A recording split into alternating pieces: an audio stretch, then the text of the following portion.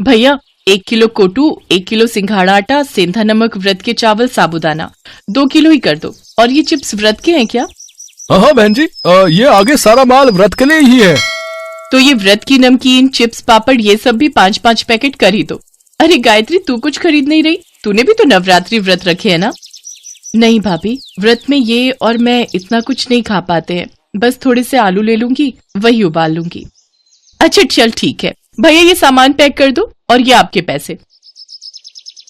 गायत्री, ये 2 थैले तू उठा लेगी क्या? हाँ हाँ भाभी, लाओ ये सामान मुझे पकड़ा दो। बस त्योहार आने की देर है, पर्स खुल ही जाता है। मैंने तो तुम्हारे जेठ जी से कल ही 20,000 रुपए अलग ले लिए थे कि नवरात्रि पूजन के लिए काम आएंगे। कन्या पूजन में बांटने के लिए सामान भी तो लेना है। गायत्री एक काम कर, जरा वो सामने बर्तन की दुकान पर चलते हैं। सोच रही हूँ कन्याओं को स्टील की डिबिया बांट दूंगी। भैया ये 1 दर्जन डिब्बी का सेट दे दो। गायत्री, तू कुछ खरीदेगी कन्याओं को देने के लिए? नहीं भाभी, अभी नहीं, आप खरीद लो। अच्छा चल, मेरी तो नवरात्रि की शॉपिंग हो गई। ले पकड़ ये थैले। रिक्शा भी नहीं मिल रहा है, जरा देख वहां रिक्शा कोई नजर आता है तो। मैं तो बहुत थक गई हूँ। सुधा और गायत्री दोनों देवरानी जेठानी थी। सुधा गायत्री की जेठानी थी। उसके पति महेश की कपड़े की दुकान थी। पैसा भी अच्छा खासा था, काफी अमीर थी सुधा। इसके विपरीत गायत्री का पति रमेश किराए का ऑटो चलाता था और गायत्री घरों में सफाई बर्तन का काम करती थी।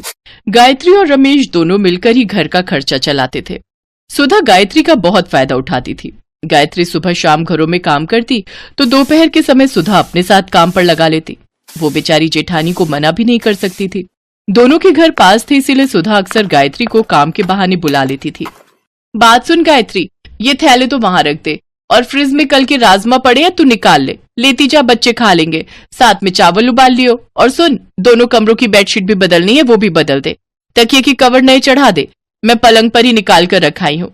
इतने दिन से काम में ही लगी रहती हूँ, इसलिए हाथ ही नहीं पड़ रहा। अब मैं तुझे अपने घर में सफाई बर्तन के काम पर तो रख नहीं सकती, नहीं तो मोहल्ले वाले क्या कहेंगे कि मैंने अपनी देवरानी को काम पर रख लिया। इसलिए मुझे भी दूसरी काम वालियों को काम पर रखना पड़ता है, वरना मैं तो तुझे अच्छी पगार दे देती। अरे मैं तो भूल ही गई, बच्चे स्कूल से आने वाले होंगे। सुन, फ्रिज में अनार पड़े हैं, वो छील दे। बच्चे जूस मांग रहे थे, उन्हें निकाल कर दे दूंगी। कुछ दिन बाद नवरात्रि शुरू हो गए। सुधा और गायत्री दोनों ने अपने अपने घर में नौ दुर्गा पूजा शुरू की। गायत्री अपने सामर्थ्य के अनुसार माँ दुर्गा को प्रसाद का भोग लगाती और इस प्रसाद को ग्रहण कर लेती। उधर सुधा रोजाना ही ढेरों व्रत के पकवान बनाती। गायत्री अपने और रमेश के लिए व्रत का थोड़ा बहुत कुछ खाने का बनाती और वही माँ दुर्गा को भोग लगाकर वे दोनों खुद खा लेते।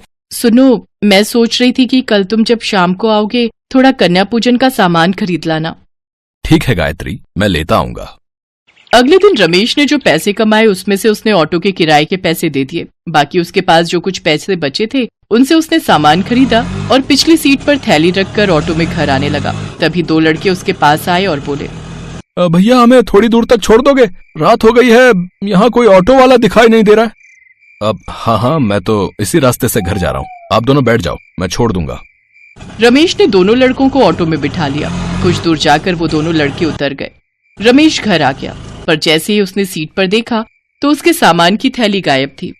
रमेश समझ गया कि जो लड़के आखिर में उसकी सीट पर बैठे थे उन दोनों ने ही वो सामान उठा लिया। रमेश अब कुछ नहीं कर सकता था। गायत्री भी परेशान हो गई कि अगले दिन कन्या पूजन के लिए सामान कैसे खरीदेंगे। गायत्री के पास थोड़े और पैसे रखे थे, वो उन्हीं कुछ पैसों को मिलाकर कन्या पूजन का प्रसाद बनाने का सामान ले आई। अगले दिन गायत्री ने प्रसाद बनाया और माँ दुर्गा को भोग लगाकर कन्याओं को बुलाने के लिए जैसे ही बाहर गई तभी उसकी जेठानी सुधा ने उसे आवाज लगाई, अरे गायत्री, जरा मेरी मदद कर दे, कंजके आ गई हैं, मैं बैठा लूं, उसके बाद तू उन्हें ले जाना। ठीक है भाभी, मैं आती हूँ। गायत्री सुधा के घर उसकी मदद के लिए चली जाती है। सुनो जी, 9 कन्याओं से ऊपर एक भी कन्या मत बुलाना, बाकी सबको वापस भेज दो। चलो बच्चों, जाओ, 9 कन्याएं पूरी हो गई हैं। वैसे भी 12 डिब्बियां लाई थी, 9 बांट दूंगी, 3 डिब्बी घर में रख लूंगी।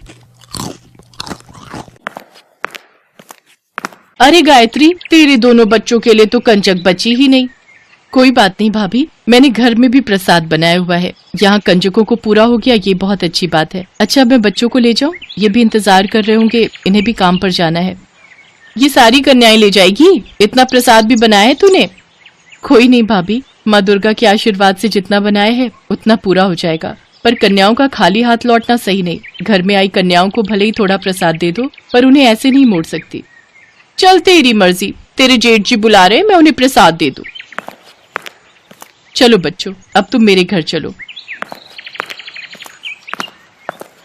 चलो बच्चों, अब तुम मेरे घर चलो। सोनू, राधिका, सब बच्चों को घर के अंदर लेकर चलो। गायत्री, इतना प्रसाद पूरा हो जाएगा, कन्याएं बहुत सारी आ गई हैं। माँ दुर्गा की इच्छा होगी तो जरूर पूरा होगा। सोनू, राधिका, बच्चों से जयकारा बुलवाओ। गायत्री के दोनों बच्चे सोनू और राधिका माँ दुर्गा के नाम का जयकारा लगाते हैं। गायत्री और रमेश भी बच्चों के साथ माँ दुर्गा के नाम का जयकारा लगाते हैं। जयकारा शेरा वालिदा, बोल साचे दरबार की जय। जयकारा शेरा वालिदा, बोल साचे दरबार की जय। गायत्री माँ दुर्गा का नाम लेकर घर में आई सभी कंजकों के लिए प्रसाद निकालने लगती है। तभी कुछ साधु संत भी द्वार पर आ जाते हैं। बेटी, दुर्गा अष्टमी का दिन है, साधु बाबा को माँ दुर्गा का प्रसाद दो। अब गायत्री, द्वार पर साधु संत महात्मा आए हैं, कन्याओं के लिए भी प्रसाद निकालना है, अब सब कैसे होगा? हे दुर्गा माँ, आप तो अंतर्यामी हो। मैं आपका नाम लेकर प्रसाद सब में बांट रही हूँ, मेरे प्रसाद में बरकत देना। जय दुर्गा मैया। गायत्री की प्रार्थना माँ दुर्गा तक पहुँचती है और माँ दुर्गा अपने चमत्कार से गायत्री के द्वारा दुर्गा अष्टमी के लिए बनाए गए प्रसाद में बढ़ोतरी करने लगी। इधर गायत्री बर्तन में से हलवा पूड़ी चने निकालती तो उधर माँ दुर्गा अपने चमत्कार से बर्तनों को फिर से भर देती। गायत्री मन ही मन बहुत खुश थी। खूब अच्छे से गायत्री और महेश ने कन्या पूजन किया। साथ ही सब साधु संतों ने भी भरपेट प्रसाद खाया। सभी भोजन से तृप्त होकर गायत्री के परिवार को आशीर्वाद देकर खुशी खुशी गए। हे दुर्गा माँ, मैं जानती हूँ ये सब आपके ही आशीर्वाद का फल है। आपके चमत्कार से मेरे बर्तन खाली ही नहीं हुए, प्रसाद से भरे रहे। सुनो जी, माँ दुर्गा की शक्ति अपार है। देखो, बर्तनों में अभी भी प्रसाद बाकी है। हाँ गायत्री, तुम ठीक कह रही हो। आज माँ दुर्गा ने कोई चमत्कार जरूर किया है, तभी थोड़ा सा प्रसाद इतना ज्यादा हो गया। सुनो, तुम और बच्चे मिलकर प्रसाद खाओ, तब तक मैं भाभी को भी थोड़ा प्रसाद देकर आती हूँ। गायत्री टिफिन भरकर प्रसाद जब सुधा के घर ले गई तो सुधा प्रसाद देखकर हैरान रह गई। गायत्री, तेरा थोड़ा सा प्रसाद इतना हो गया कि तू मुझे भी देने आ गई। ये तो बहुत चौंकाने वाली बात है। मैंने तो इतना ढेर सारा प्रसाद बनाया, फिर भी हम घर के लोगों को ही पूरा नहीं पड़ा। कुछ लोग प्रसाद मांगने आए तो मैंने उन्हें खाली हाथ ही लौटा दिया। तेरा थोड़ा सा प्रसाद कैसे पूरा हो गया? हाँ भाभी, सब माँ दुर्गा की कृपा से ही हुआ है। अच्छा, मैं चलती हूँ, आप सब ये प्रसाद खा लेना। गायत्री सुधा को प्रसाद देकर घर लौट आती है। उस दिन माँ दुर्गा के चमत्कार से सचमुच गायत्री के घर के भंडार भर गए। धीरे धीरे रमेश के काम में भी वृद्धि हुई और अब उनकी आर्थिक स्थिति में भी सुधार हो गया। इन सब के पीछे एक ही वजह थी, और वो ये कि गायत्री ने निस्वार्थ भावना से सच्चे मन से नवरात्रि व्रत किए और दुर्गा अष्टमी की पूजा की। भगवान तो प्रेम के भूखे होते हैं। जो भी भक्त प्रेम और श्रद्धा से भगवान के नाम का पूजन करता है, भगवान उस भक्त से बहुत प्रसन्न होते हैं।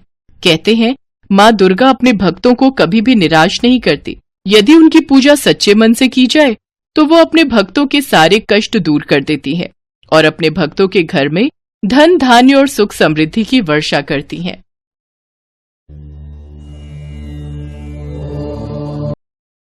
इस वीडियो को लाइक करें, हमारे चैनल को सब्सक्राइब करें और बेल आइकन जरूर प्रेस करें हमारी न्यू वीडियो सबसे पहले देखने के लिए।